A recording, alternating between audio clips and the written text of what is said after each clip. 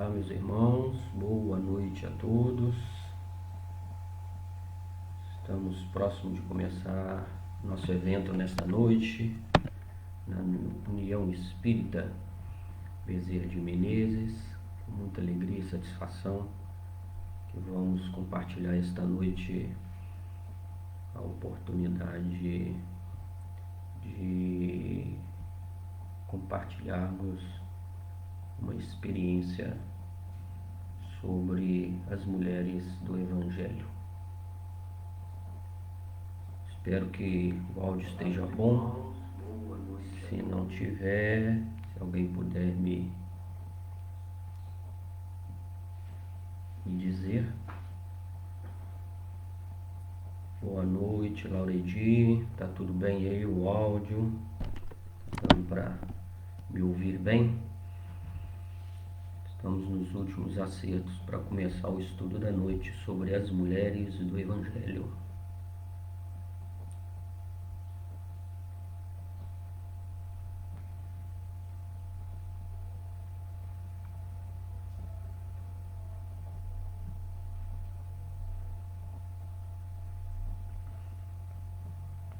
Às 20 horas a gente começa o estudo.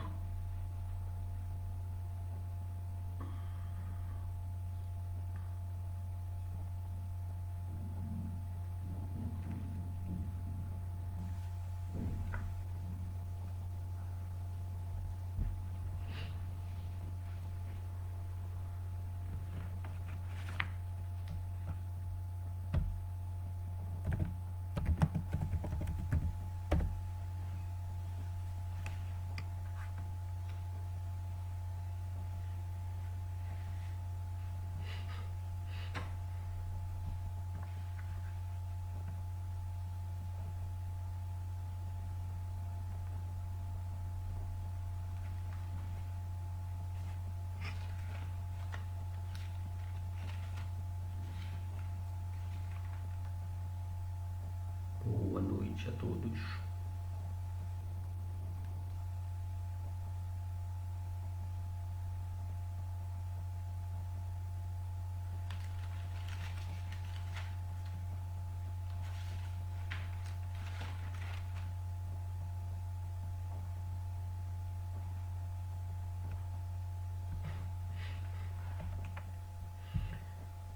Eu vou fazer uma pequena leitura, uma prece, e vou fazer então a prece inicial para a gente dar início ao estudo de hoje, na União Espírita Bezerra de Menezes, em Muriaé, Minas Gerais. Diz assim: Senhor Deus do amor eterno, sabendo que nos renovas por meio das grandes provas que abalam o coração, por isso não te rogamos que nos retire da estrada, quase sempre atribulada, de acesso à renovação.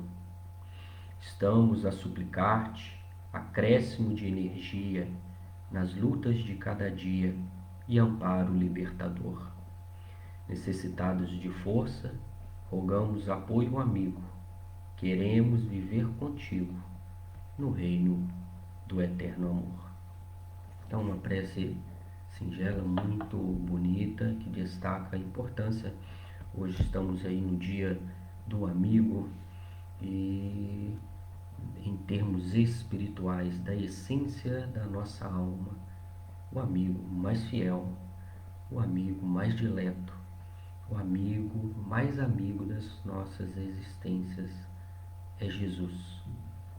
Esteve aqui no meio de nós, em carne, e nos ensinou tudo aquilo que ele aprendeu de Deus, que é o nosso Pai, nosso Criador, e nos direcionou, mostrou os caminhos, as agruras, deu conselhos, fez milagres, amou acima de tudo a todos e disse assim, numa certa feita: já não vos chamo servos, porque o servo não sabe o que faz o seu senhor.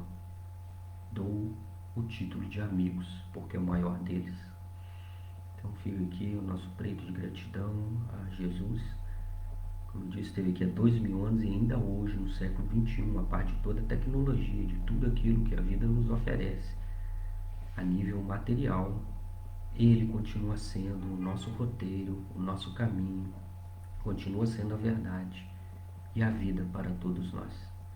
Por isso que vamos, com humildade, elevar os nossos pensamentos para Jesus, para a falange daqueles que aqui na terra representam o seu amor, de Dr. Bezerra de Menezes, que trabalha nesta casa de muito amor, de muito carinho, de muita devoção, e que possamos nessa noite receber a inspiração desses espíritos benevolentes, para que, elevando os nossos sentimentos, nós possamos alcançar aquele estado de paz que todos nós ansiamos, que não representam as horas vazias, mas é a conscientização de que Deus é a perfeição, de que tudo está correto nesse mundo e que nós temos que fazer a nossa parte.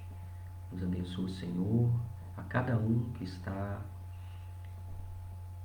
vinculado nesta sintonia que começamos a estabelecer agora, para que a fortaleza de ânimo possa nos inspirar, possa permitir uma noite de reflexão e de muitas bênçãos para todos nós. Nos abençoe e nos proteja nesta noite. Então, boa noite, sou Antônio Luiz, Lauredi, todos os que estão conosco. Dona Lauredi, me pediu um tema muito interessante, né? Chama As Mulheres do Evangelho. Que a paz e o amor de Jesus estejam conosco, que nos inspire e nos proteja hoje, né? E por toda a nossa fala, vamos buscar no Evangelho uma abordagem um pouco diferente.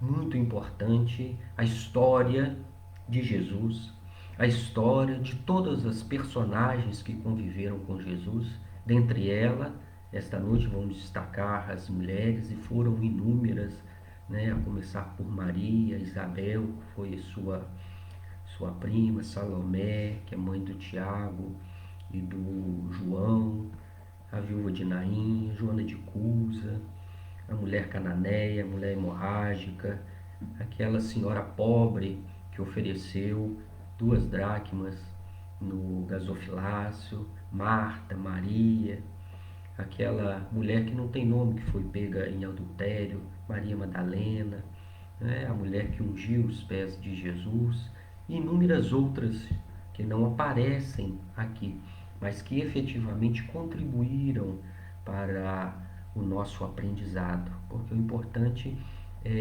nós vamos hoje fazer um estudo com um olhar para o futuro.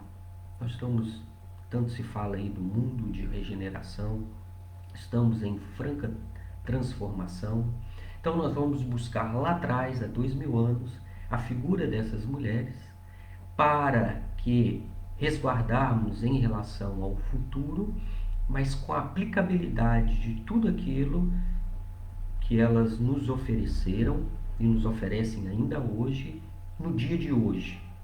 E também com a proposta de reconhecendo a importância de toda a historicidade, né, de todo o evento que aconteceu há 2000 anos.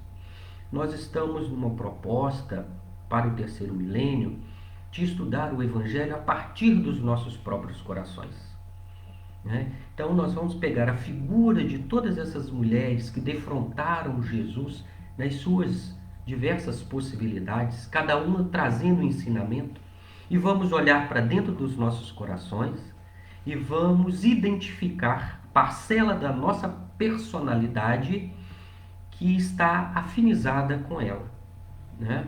Então eu dividi este grupo de mulheres em 2 partes. A mulher, as mães, né? Vamos falar um pouco das mães, e isso é fundamental, porque a mãe é aquela que é co-criadora, né? É aquela que está na perspectiva de iniciar um novo plano de trabalho, é aquela que está aberta, que é fecundada, né? Dentro do seu próprio coração, dentro da sua própria mente, dentro do seu próprio útero, e é a porta o portal através do qual nós iniciamos uma vida nova, um novo ciclo, novas experiências. Então, o que nós vamos aprender com estas mães?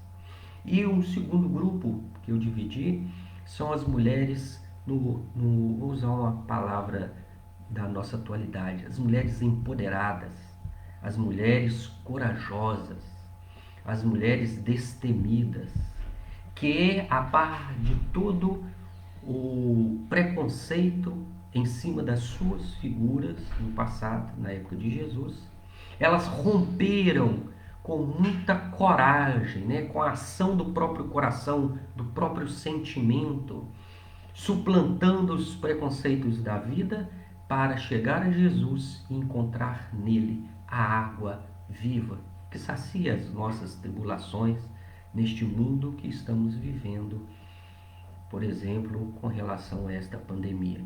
Então, nós vamos tratar destes dois grupos. Vou deixar o grupo das mães para a segunda parte, porque ela toca mais fundo aos nossos corações e é a perspectiva nossa, é a nossa proposta da identificação do elemento feminino, da mãe que existe dentro de cada nós, né? Porque o único ser efetivamente que cria é Deus. Nós somos co-criadores. Nós recebemos a inspiração dele ou dos espíritos mais adiantados do que nós, nossos irmãos mais velhos, mais experientes, mais vividos, que vêm fecundar a nossa mente naquela expressão de Jesus na parábola do semeador, e o semeador saiu a semear. Então nós somos esse ser criado por Deus e fecundados na nossa essência pela determinação de alcançarmos a nossa realidade, a nossa evolução, a perfeição. E como nós não conseguimos efetivar isso em uma encarnação, Deus nos oferece as reencarnações ao lado do livre-arbítrio, que permite a nossa franca escolha do tempo, do amadurecimento, das oportunidades, em aproveitar as oportunidades que a vida nos oferece, em seguir um caminho ou em seguir outro caminho. Uma coisa que nós não conseguimos é sair do seio de Deus, né? E isso chama-se misericórdia. Nas palavras de André Luiz, é como um peixinho dentro do mar. Onde quer que ele vá, ele não pode sair da água. E onde quer que nós estejamos, em quaisquer circunstâncias psicológicas, emocionais, espirituais, físicas, econômicas, materiais, na terra ou fora da terra, uma coisa que a gente não consegue é sair de Deus. Ele, no seu amor fecundo, ele nos tem como filhos amados e nos oferece então a oportunidade. E enviou Jesus.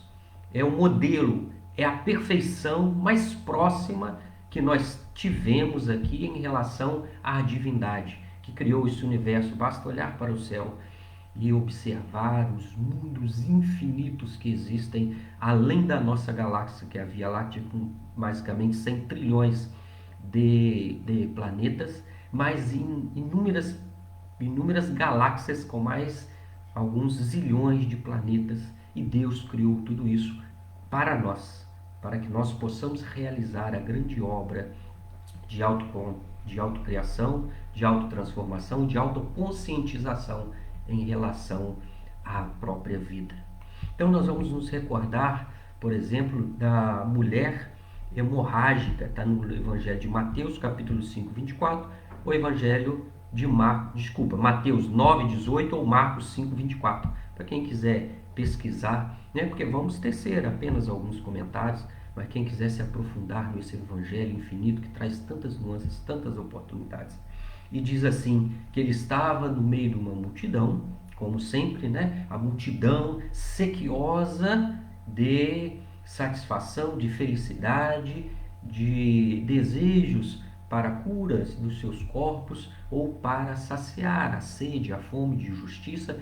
Enfim, uma multidão sempre esteve ao redor de Jesus e ele atendia a todos.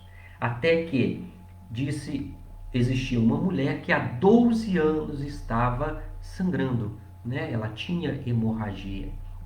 E aí nós vamos destacar que naquela época a mulher não tinha e não tem a consciência que temos hoje né? A lei que nos diz que somos todos iguais perante a lei.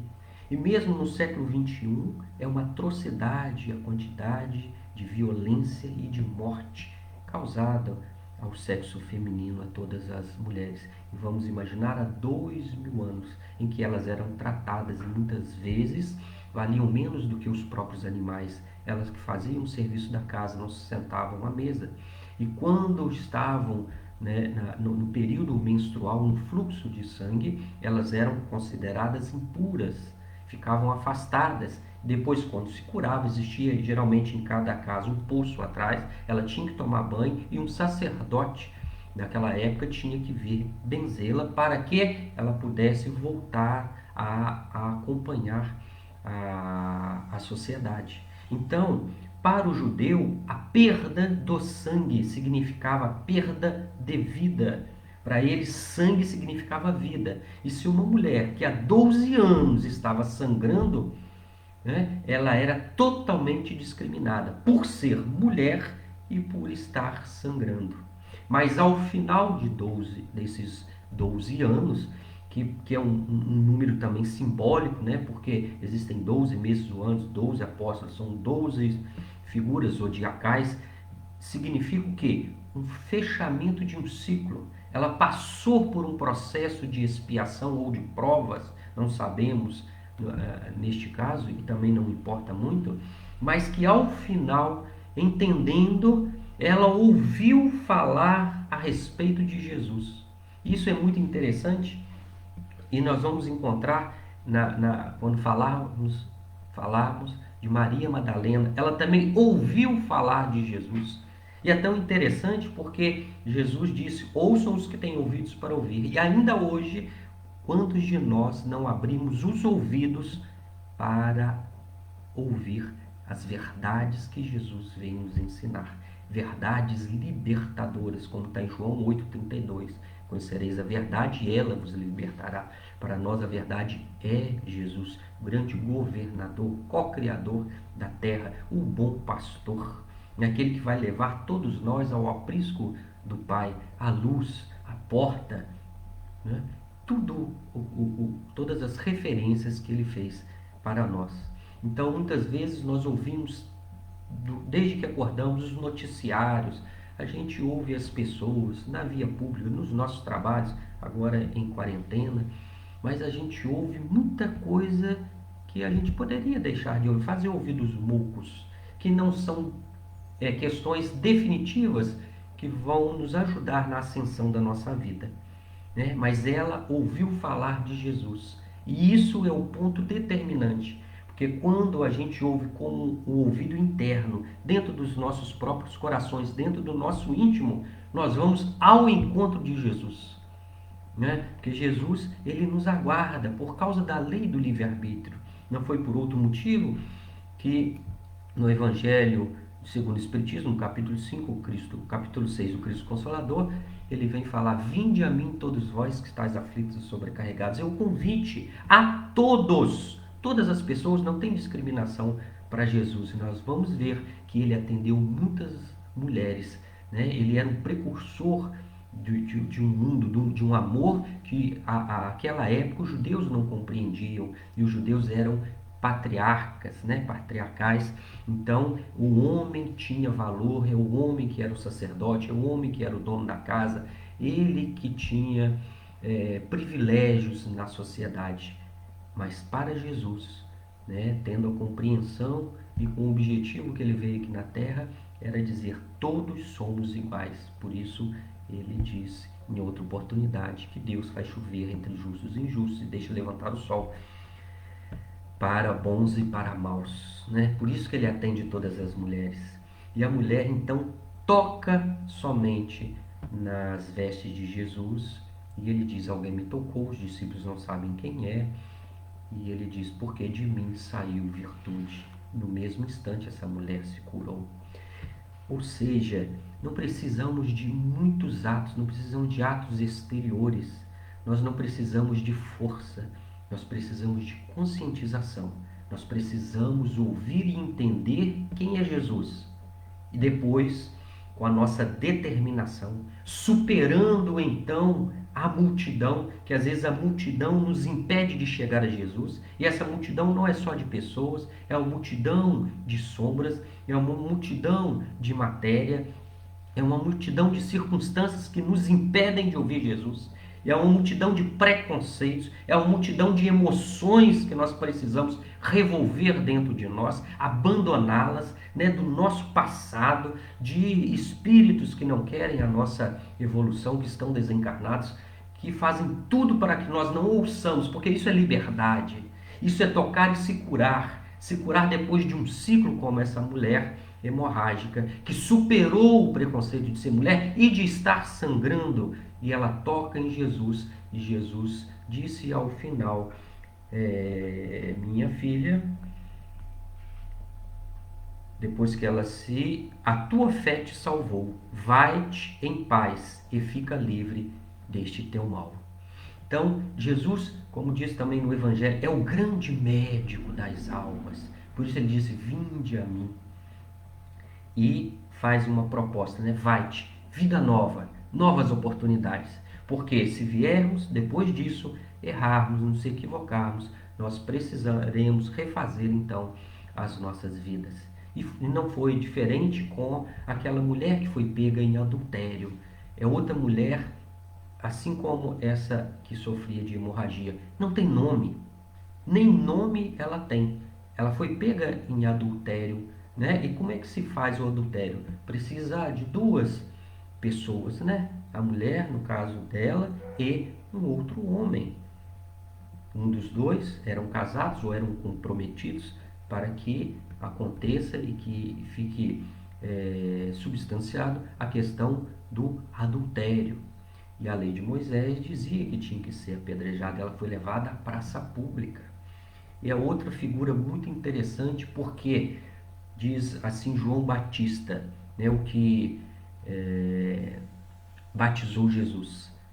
O machado já está nas raízes das árvores. Significa o quê? Tudo aquilo que meu pai não plantou, na palavra de Jesus, será arrancado. Tudo o que nós temos tem que ser transparente.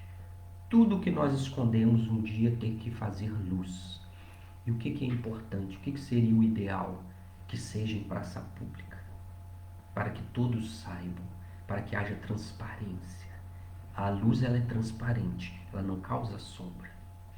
Por isso que Jesus, no livro Há 2000 anos, quando encontrou com Públio Lentulus, que foi interceder para sua filha ali, Flávia, que estava adoentada, Jesus disse, sou agora o teu minuto sagrado.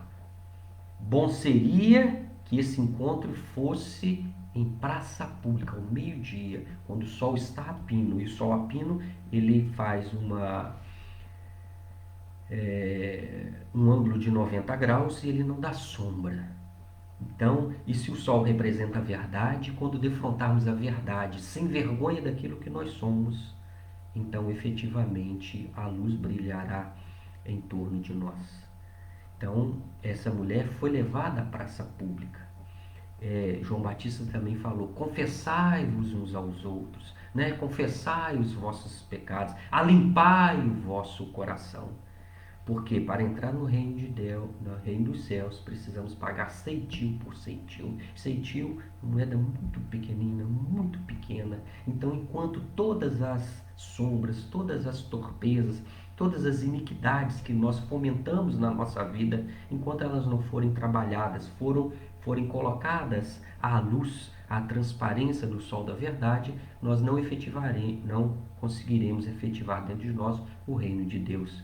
E essa mulher foi levada lá, e ela não tinha nome, ou seja, pode ser qualquer um de nós. Se não aconteceu no passado, se não acontecer agora, pode vir a acontecer no futuro. Que estejamos preparados, porque precisamos confessarmos, precisamos limpar os nossos corações, tirar a pureza, para que o reflexo da nossa mente, do nosso coração, possa refletir a luz de nosso Senhor Jesus Cristo. E aí tem aquela frase clássica, né? Atire a primeira pedra aquele que estiver sem pecado, disse Jesus. E ele então se recolhe e agacha para escrever na areia. E é interessante porque Jesus é um grande professor. Então ele dá a lição, mas ele pede licença, ele sai para que os alunos, para que nós possamos entender, né, compreender, assimilar a lição e termos a liberdade de tomar as nossas atitudes, sofrendo as consequências dela. Então Jesus, depois de se afastar, ele retorna para o processo de avaliação e tem uma conversa com ela assim: onde estão os teus acusadores? Se foram, eu também não te condeno. E aí o que ele fala? A mesma frase que ele falou para a mulher que sofria de hemorragia: vai-te e não tornes a pecar. Vida nova. Depois que nós nos encontramos com Jesus, né? E as mulheres significam a parte do sentimento, não das emoções, que as emoções são da nossa personalidade, são dessa figura que nós que tem nome, que tem CPF, que tem identidade, que tem trabalho, que tem uma profissão, né? Ou não, mas estamos falando de nós. Agora, o sentimento é aquilo que brota do espírito, né? E a parte sensível do sentimento, diz na lei do amor, no Evangelho segundo o Espiritismo, é o amor. Então, no início a gente tem instintos, depois a gente corrompidos, nós temos emoções, e depois das emoções sublimadas nós temos os sentimentos. Então, essas mulheres representam essa parte do sentimento que nós precisamos abrir dentro dos nossos corações e nas nossas vidas. E aí, quando nós encontrarmos Jesus, não intelectualmente, decorando as suas palavras, os seus ensinamentos, mas a partir do entendimento, do sentimento, nós vamos então, a partir dele, ter uma vida renovada.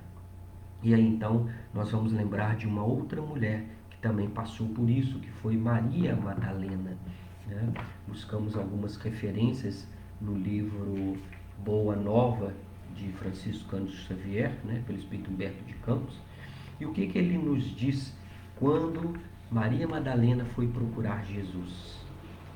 Ela diz assim: Senhor, ouvi a vossa palavra consoladora e venho ao vosso encontro. Ratificando mais uma vez, né, com a mulher que sofria de hemorragia, foi ao encontro de Jesus, por ouvir Jesus. Maria Madalena ouviu Jesus e também se movimentou, deu o primeiro passo, é o querer, né? Na figura de Leon Denis, no Problema do Ser Destinador, 3 potências da alma: querer, saber e amar. A gente tem que ter as nossas decisões. Ninguém vai decidir a nossa vida, ninguém vai experienciar para nós, ninguém vai evoluir para nós, ninguém vai sofrer para nós e nem ser feliz por nós. Isso não existe. Então, nós precisamos abrir os nossos ouvidos. E para abrir os ouvidos para ouvir Jesus, nós precisamos calar os nossos pensamentos. E como é que a gente cala os nossos pensamentos? Senão através do exercício do silêncio. O silêncio é o estado natural do espírito, da alma. Então a gente precisa recolher alguns minutos por dia, 5 minutos, depois passa para 10 e assim sucessivamente, com olhos fechados ou com olhos abertos, fazer silêncio da nossa mente, que é muito atribulada, que pensa em muita coisa, para então ouvir Jesus. Porque enquanto estivermos com a mente atarefada de coisas a serem feitas, nós não vamos ouvir, ou se ouvimos, nós deturpamos a mensagem de Jesus. E ela diz assim: ouvi o vosso amoroso convite ao Evangelho, desejava ser das vossas ovelhas, mas será que Deus me aceitaria? E quantas vezes não nos defrontamos a Jesus e diz assim: eu sou tão pecador, eu tenho tantos defeitos, como que eu vou ser cooperador de Jesus? Como que eu vou abordar alguém e falar do bem se eu não sou bom? E aí nós temos 2 orientações, uma de Paulo, né? Que ele disse: o mal que eu quero, eu faço, o bem que eu não quero, eu não faço, né? Errei um pouquinho, mas a ideia é essa, né? O bem que eu quero, eu não faço, o mal que eu não quero, eu faço. E às vezes a gente se defronta com Maria Madalena, que era pecadora. Está no Evangelho de Lucas, no capítulo 8. Vamos ver se é isso mesmo. Lucas no capítulo 8, versículo 1, ela tinha 7 obsessores, 7 demônios, né, na linguagem aqui do Evangelho, 7 obsessores. Mas ela foi ao encontro de Jesus. E Jesus diz assim: acaso poderias pensar que alguém no mundo estivesse condenado ao pecado eterno? Nenhum de nós está. Culpa, remorso não modifica a nossa vida. A gente precisa ter certeza de que nós nos equivocamos. O erro faz parte da vida, mas faz parte do aprendizado. Então a gente tem que levantar a cabeça e nunca deixar de fazer o bem por se equivocar em algumas circunstâncias. É o exemplo que Maria, um dos maiores exemplos que Maria Madalena deixa para todos nós, não termos vergonha, né? Eu me lembro do caso de um rapaz que fazia palestra e chegou para Chico Xavier e falou: não, eu vou fazer mais palestra, Chico. Por que, meu filho? Você fala tão bem, esclarece tantas pessoas. Porque eu não pratico nada do que eu falo. E Chico então disse assim: nosso irmão Emmanuel está aqui do meu lado e mandou te dar um recado. Na verdade, pediu que eu te fizesse uma pergunta. O feijão que você comeu no almoço foi você que plantou? Ele falou: não. E essa roupa que você está vestindo, foi você que cozeu? Ele: não. Então não pare de falar, meu filho, porque se as palavras não forem bem para você, se ainda não for 100% praticá-las, muitas pessoas vão ouvir e vão aproveitá-las. Então a gente precisa falar do bem, né? A gente precisa pensar no bem, ouvir o bem, para depois praticar o bem. Depois, não na sequência, né? É tudo de uma coisa só. Pedagogicamente a gente fala em sequência, mas é uma coisa só. Né? Por quê? Como disse Jesus: nunca viste a primavera dar flores sobre uma casa em ruínas? Né? Então, de onde a gente não espera, em todos os lugares, né, do brejo, nascem as flores mais bonitas, nascem os lírios, né, que Jesus utilizou naquela poesia para falar que nem Salomão, com a sua riqueza, conseguiu ser tão bonito como o lírio. Então, Joana, depois ele fala, a conversa estende, é longa, né? Fala sobre a mulher, fala do sacrifício, né? E fala da mãe. Lembrando que sacrifício não é dor nem sofrimento. Sacrifício é sacralizar o ofício, é trabalhar com sacralidade. Né? É o sacro ofício, é o trabalho pelo bem, é o trabalho que enobrece a alma. Então ela disse: mas que pena, Senhor, porque eu não posso ser mãe. E ela diz assim: muito mais importante do que as mães biológicas são as mães do coração, são aquelas que amam aqueles meninos que foram enjeitados na época de Jesus, em Roma e ainda hoje, né? Quantos órfãos não existem no mundo? E quando a gente fala de órfão, nós não estamos falando só daquele que não tem pai e mãe físico, né? Existem aqueles que têm pais, têm mães, têm famílias, mas são órfãos do sentimento, né? Não estão agregando em termos de sintonia. Falta neles ainda um carinho, falta uma dedicação, falta o amor. E nós precisamos, né, exercer essa caridade, auxiliá-los a todos. Às vezes eles estão do nosso lado, estão dentro do nosso lar.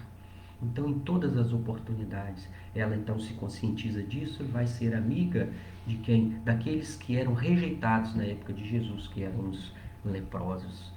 E ela vai desencarnar depois também pela lepra, mas com a sua consciência tranquila, e é recebida por Jesus, porque compreendeu que muito mais do que amar aqueles que são da nossa carne, da nossa descendência, do nosso sangue, né? E o sangue é um só, e a descendência muda a cada encarnação. O importante é amar a todos. Quando ele fala amai-vos como eu vos amei, ou seja, sem distinção. Então, Maria Madalena é essa que vem nos ensinar. E quando nós titubearmos, não estou preparado, né? No livro Jesus no Lar, os apóstolos conversam com Jesus e todos reclamam, porque nenhum é puro bastante para pregar o Evangelho, implantar o reino de Deus nos corações humanos, como Jesus os convidou aos 12 apóstolos. E ele diz, olha para um lado, olha para o outro e diz: não vejo nenhum santo alado. E se eles, os santos, não desceram à terra para trabalhar em nome de meu Pai, então ele conta com vocês mesmos. Ou seja, como a gente aprende no popular, uma mão lava a outra, as duas debaixo da água límpida, da água corrente, do movimento, da mudança, do querer, né? do ouvir e do ir ao encontro de Jesus. Isso é fundamental. Vamos lembrar então agora de uma outra passagem que tem duas mulheres, uma chama Marta, outra chama Maria, que eram irmãs de Lázaro, aquele que foi ressuscitado por Jesus, a quem ele amava. Jesus passava por Betânia, era um local onde se refazia, eram amigos dele. E quando Jesus entra no lar de Marta, de Maria, e aí já tem um exemplo muito interessante, né? Quando Jesus vai entrar dentro do nosso lar, quando nós vamos abrir a porta para Jesus entrar, e lá não tinha ninguém doente, lá não tinha ninguém necessitado, ele vai entrar para o quê? Para preencher o nosso vazio, para nos dar um ânimo, né? Para nos estimular, não somente para curar as nossas dores, né? Não somente para aliviar a nossa consciência pesada, ele vem para dar diretrizes novas. E automaticamente, quando ele entra, Maria vai aos seus pés. E olha que é outra simbologia super interessante, né? Para o que? Ouvir Jesus novamente. Né? A importância de abrir o coração para ouvir, não ouvir as suas palavras, mas sentir os seus ensinamentos. E para sentir Jesus, a gente precisa estar numa vibração. Estar na vibração significa elevar os nossos sentimentos, fazer o que Zaqueu fez quando subiu no sicômoro, elevar-se, subir o sentimento, deixar um pouco as questões da matéria, que são sempre atribuladas. Fala que o Brasil está em crise. Eu nasci em 1971, desde que eu nasci e que eu tenho a capacidade de ouvir, eu ouço, o Brasil está em crise. Que importa, né? Diz Emmanuel, a crise define o futuro. A natureza, tá aí, nós estamos numa pandemia, a gente abre a janela, vê os pássaros a cantar, vê as árvores floridas no seu ciclo de vida. A natureza não está em crise. Nós é que estamos em crise, porque nós precisamos nos harmonizar. Nós precisamos deixar um pouco essa vida material, operacional, de tantas coisas para alcançar o quê? O quê? É isso que nós temos que nos perguntar. Então precisamos parar um pouco e sentar aos pés de Jesus, abrir o nosso íntimo para ouvir. Mas muitas vezes nós estamos tão atribulados e achamos que trabalhar por Jesus é fazer barulho, é fazer movimento. O Emmanuel, no livro Pensamento e Vida, fala que movimento por movimento, as zonas infernais estão cheias. A gente precisa do trabalho útil. E às vezes o trabalho útil é não atrapalhar aquele que está fazendo bem. Vovó me ensinou isso, né, meu neto? Que você não pode ajudar, não atrapalha. Porque não atrapalhar já é um auxílio. Então, Marta estava ali, atribulada, operacional, né, tomando conta da casa, limpando, que é importante para que Jesus venha nos nossos corações, estava limpando, mas olhou para o lado e ficou,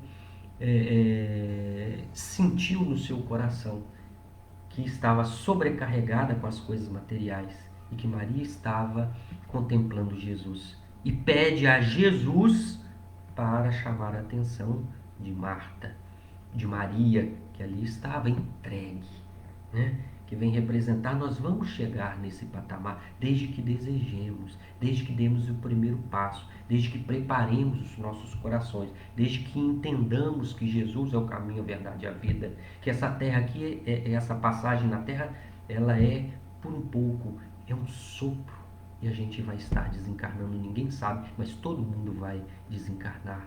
Então, quando nós entendermos que a figura de Jesus é este símbolo maior que nós temos que nos entregar, então efetivamente nós estaremos como Maria. Até lá nós estaremos como Marta, trabalhando, achando que limpar a casa externa vai proporcionar a implementação da paz. Mas não, Jesus veio tirar a nossa paz, que a nossa paz é uma paz inconstante, de coisas materiais que mudam a todo momento. Por isso que a gente ganha e perde a paz. quando ela foi interna, né? Quando Jesus tirou a paz, mas trouxe a paz dele para nós, que é efetiva, que é eterna, que não se baseia nas coisas que estão em movimento, como as coisas da matéria, como a sociedade em que estamos vivendo. E aí ele diz: Marta, Marta, tu te preocupas com muita coisa, pouco basta ou quase nada. Maria escolheu a melhor parte. Então, quantas vezes nós nos entregamos o nosso coração a Jesus e somos essa Maria contemplando? E quantas vezes nós nos afadigamos com as questões da matéria, né? A Madre Teresa de Calcutá disse, né, que de toda a pobreza que ela encontrou na rua, a maior necessidade, a maior carência não era de pão, era de carinho, era de um olhar, era de uma companhia, era um dizer: estou aqui, você não está só, somos irmãos, tudo é por um pouco e a vida vai passar, né? E o futuro nos aguarda com questões positivas. Então nós temos aí o exemplo de Marta e o exemplo de Maria. E vamos passar rapidinho por aquela senhora que também não tinha nome, que era pobre, né? Mas que seguia os preceitos da religião judaica, que ela acreditava no seu coração. Então, com muita fé, ela entra no gasofilácio e vai fazer a sua oferenda. E todos os judeus, eles colocavam muitas moedas e batiam no peito para que todo mundo olhasse. E ela coloca 2 pequenas moedas. E Jesus chama os seus discípulos porque ele nunca perdeu a oportunidade de ensinar. E disse assim: em verdade vos digo que essa senhora deu muito mais do que todas as outras. E quando nós meditamos, reflexionamos um pouco sobre 2 moedas, né? Na verdade, o 2, muito mais, além de ter 2 lados, além de representar a dualidade da vida, o bem e o mal, o quente, o frio, a noite, o dia, e todas as circunstâncias duais nesse mundo que nós vivemos.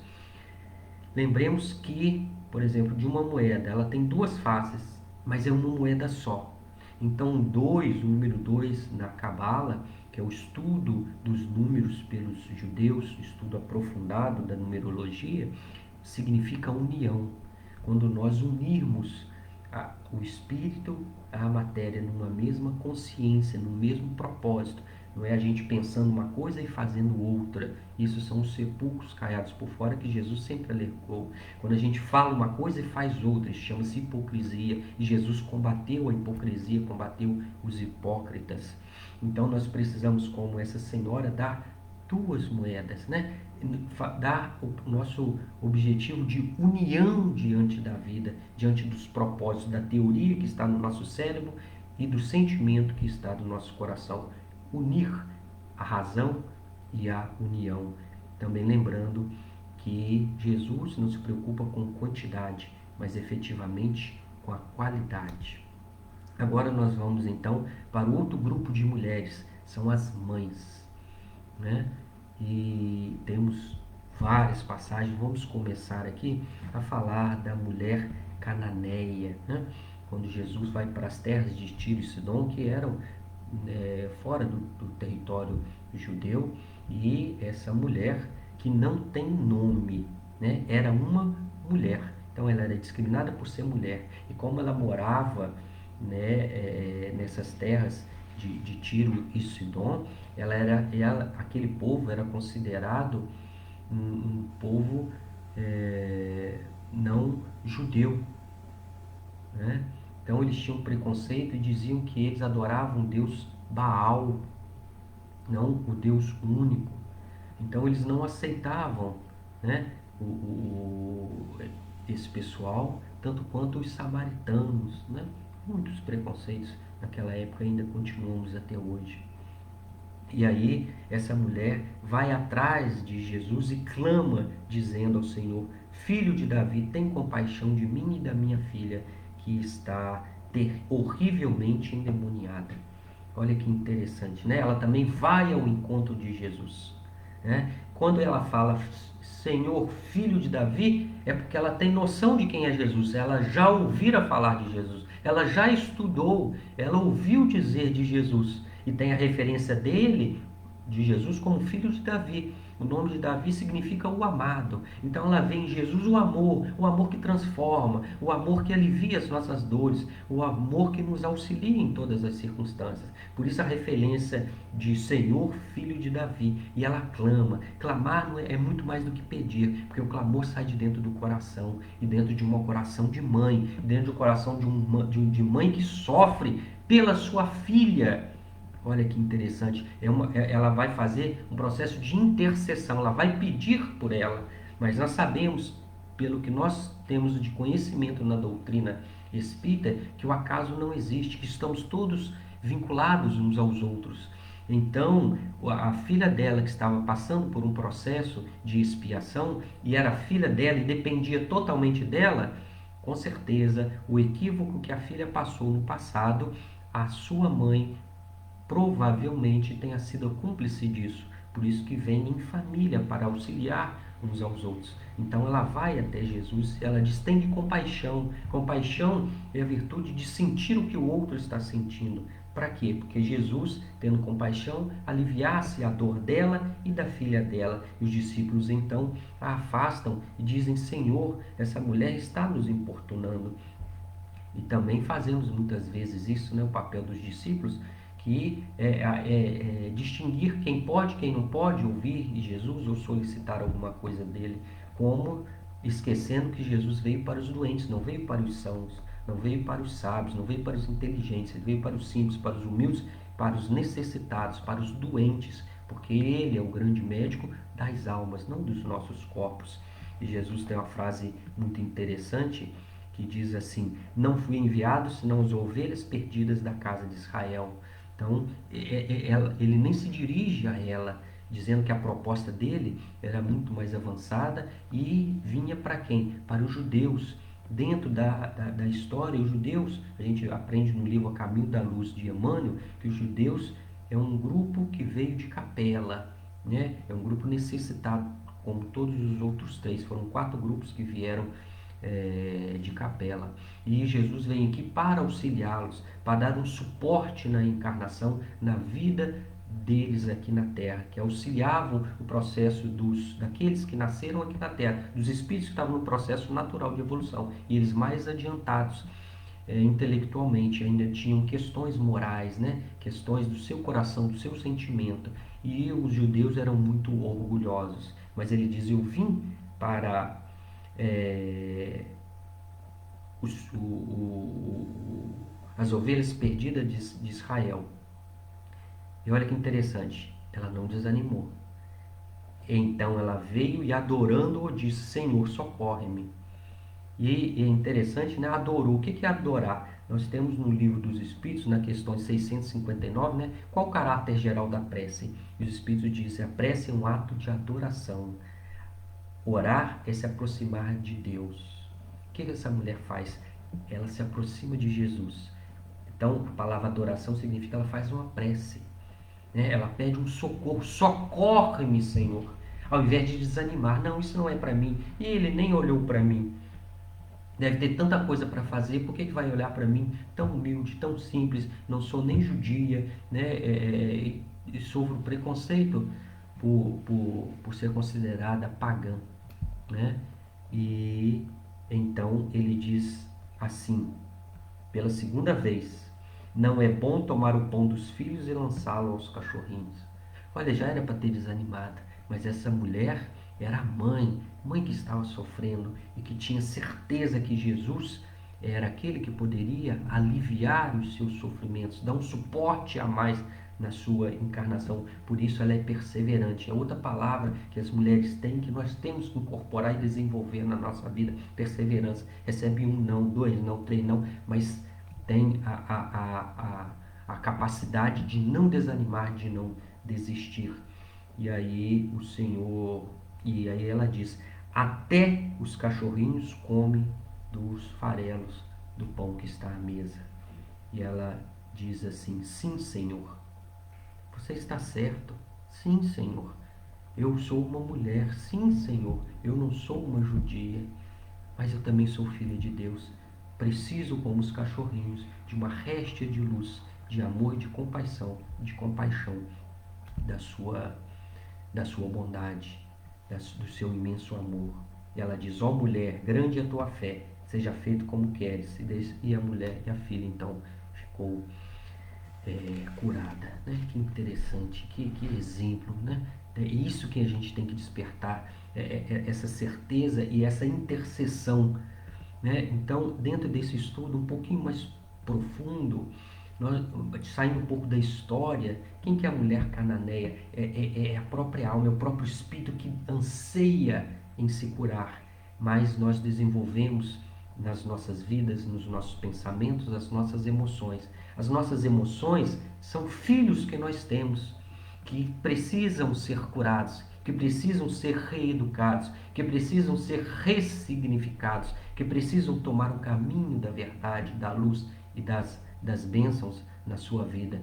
Então nós temos que interceder a nossa consciência que representa Jesus, a luz e o bem para todos nós, para que corrijamos então, né, depois da perseverança, como teve essa mulher cananeia, Cirofenícia também conhecida, e vamos com uma régia de luz que seja, né, como na simbologia do grão, do farelo, do pão, daqueles que já estão sentados à mesa, nós possamos encontrar as energias para uma nova proposta de vida.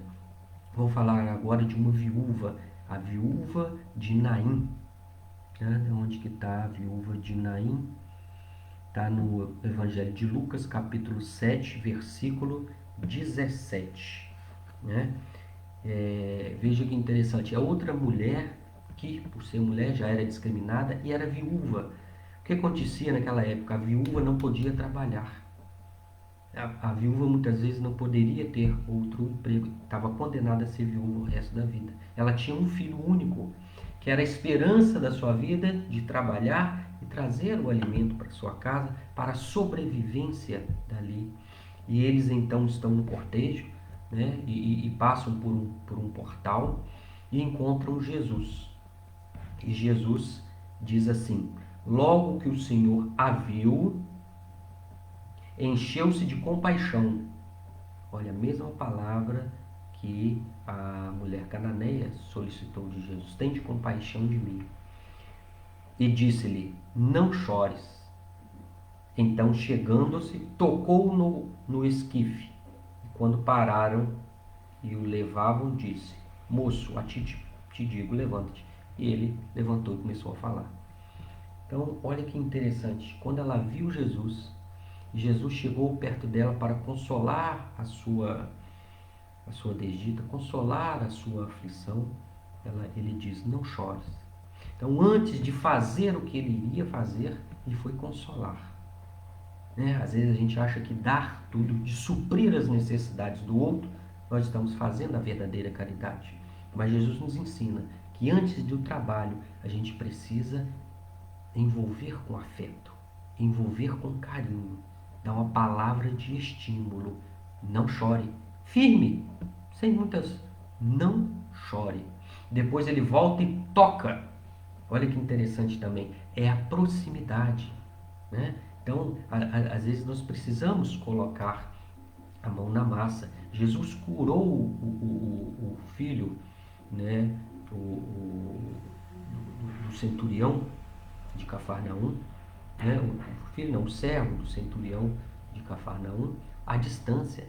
Mas aqui ele tocou. Tem um cego, né, que lá de Betsaida, que ele leva o tanque de Siloé, ele faz uma massa, coloca sobre os olhos e diz para ele se lavar. Então, às vezes, a gente precisa estar próximo, né? Nós estamos nessa quarentena e sabemos quanta saudade, quantas pessoas estão necessitadas da proximidade, de sentir o calor humano, o abraço, o olhar, né? Então, Jesus nos ensina que é muito importante chegar próximo e tocar no esquife. E o menino, então, com muita naturalidade, ele levantou e começou a falar, não se assustou com a multidão, e a mãe também não fez escândalo, e a mãe não chorou, e a mãe não implorou, ela apenas entendeu, né, que Jesus havia de ser a referência da sua vida, né? Entre o processo de vida e o processo de morte. Nós que vamos passar por isso, nesse período meio de transformação, de mudança de nível vibracional, né? Porque a morte não existe. Existe o corpo, né? A gente vai continuar com o corpo perispiritual, vamos continuar a nossa vida, que possamos lembrar sempre da viúva de Naim. Temos a mãe chamada Joana de Cusa, né? Que era esposa do intendente, eu esqueci o nome dele, um intendente de Cusa, né? E que foi lá e queria seguir Jesus. Jesus falou uma palavra muito importante que eu vou ler aqui no livro Boa Nova em relação a Joana de Cusa. Só um minutinho que eu não marquei, desmarcou, né? Joana de Cusa. Jesus disse assim para ela: trabalha em silêncio por toda a criação, né? E isso é muito interessante. Olha, trabalha em silêncio. Voltando àquilo que eu disse no início, não é movimento, não é barulho, né?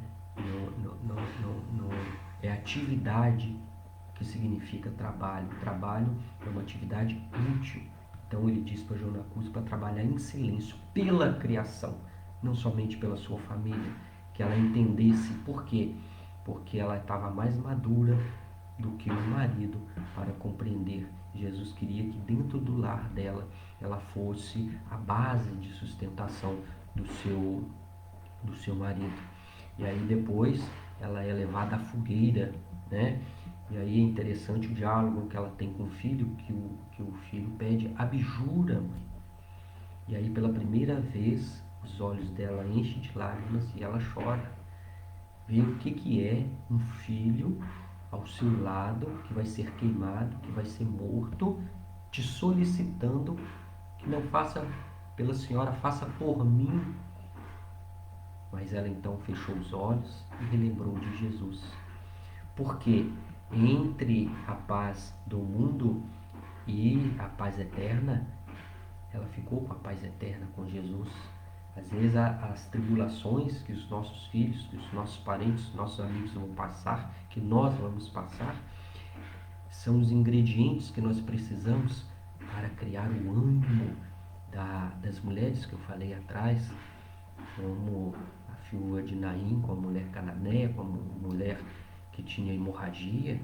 Às vezes é no sofrimento que desperta a alma, que balança as questões internas e nos dá a força necessária para o desenvolvimento, né?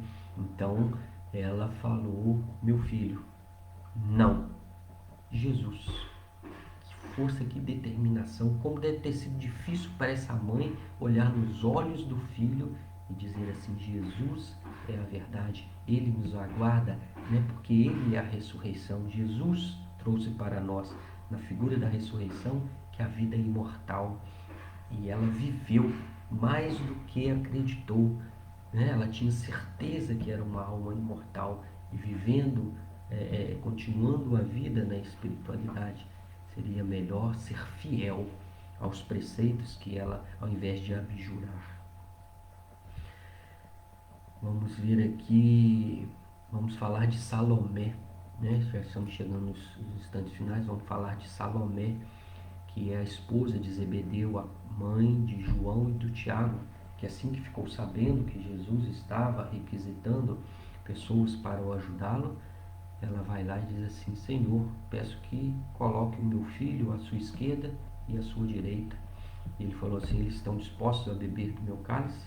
Eles responderam que sim. Então Jesus retrucou: mas em relação a sentar à minha direita e à minha esquerda, não compete a mim decidir, senão o meu Pai que estás nos céus, né? E aí mais uma vez nós temos dois, Tiago e João, dualidade, o dois, o um, né? Jesus no centro, um à direita e outro à esquerda. Jesus é o equilíbrio das nossas vidas.